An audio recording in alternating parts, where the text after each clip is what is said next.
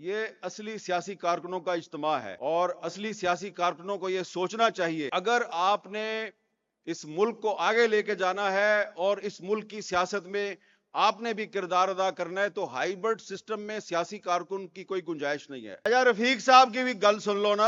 अब अगर आप नारे लगाएंगे मैं बातें ज्यादा सख्त करनी शुरू कर दूंगा, क्योंकि ख्वाजा रफीक साहब ने तो मुझे यही सिखाया भाई। ख्वाजा रफीक साहब ने मुझे क्या सिखाया? तहरीके पाकिस्तान के कारकुन तहरीके पाकिस्तान में गिरफ्तार हो गए, गुरदासपुर जेल में बंद रहे, और ये नहीं था कि कोई आम से खानदान से ताल्लुक नहीं था भाई, बड़े अमीर घराने से ताल्लुक था। मुझे पहले गले से लगाया, फिर मेरा माथा चूमा और फिर कहा कि बेटा जी, आपने आज ख्वाजा रफीक शहीद की बरसी पर वही तकरीर करनी है जो आपने 30 साल पहले टाउन हॉल में की थी। मैं कहा बुजुर्गो, ओ बुजुर्ग पीछे बैठा है, ओ पीछे बैठा है। उन्हें कहा तेनू कसम पा रहे हैं पुत्रा, ओए असल गल दस दे, वजीर वजूर भूल जा सारे अज। मैं राणा साहब फंस गया।